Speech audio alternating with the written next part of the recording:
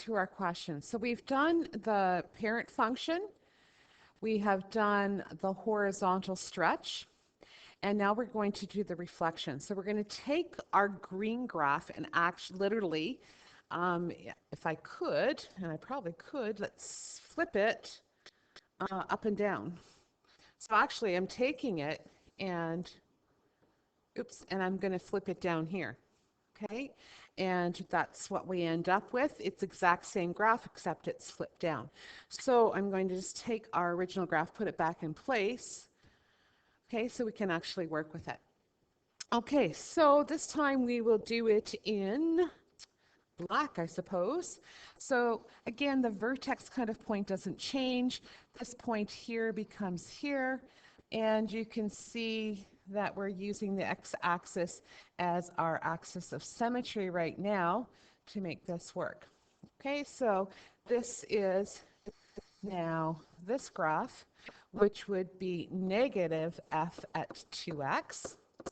And finally, we're going to apply the translations, both the vertical and horizontal, to this, and we'll do this in red. So again, we still have 0.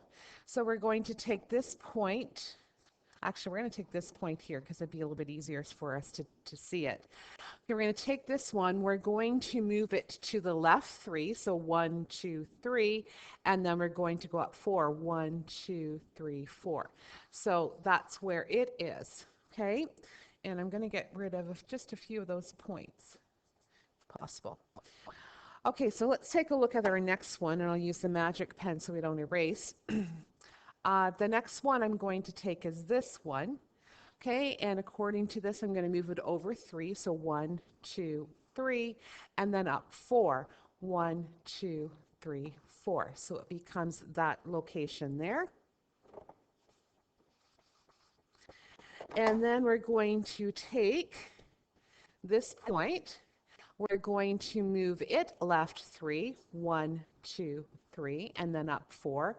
1, 2, 3, 4. And so it becomes that location.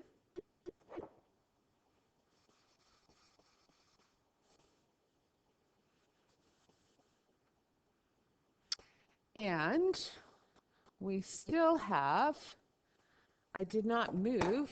I think I said that the vertex doesn't change that, but that is incorrect because it doesn't change with horizontal stretch or with reflection. However, it will change by our translation. So with our translation for it, it's normally here, so we need to move it over 3. 1, 2, 3, and up 4. 1, 2, 3, 4. So that's where the new location of it's going to be located. Okay, now you can see that if I join the points now on it,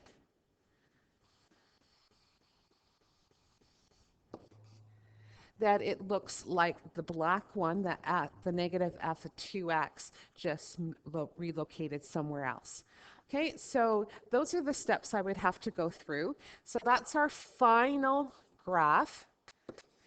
Now, if you really wanted to, I guess I'll just call that g of x. If you really wanted to, you could apply the horizontal translations and vertical translations separately, end up having another graph on here. But as you can see already, it starts to get fairly cluttered by the time you do a parent function, a horizontal stretch, a reflection, and then moving your translations. So if you can get away with doing this third item all together, it will save a little bit for you. Okay, so have some fun with it. I have not done an example where you have both the horizontal stretch and a vertical stretch. I'm not sure whether your textbook has one or not. If that does occur, we'll take a look at it in small groups with that. Okay, have some fun moving stuff around.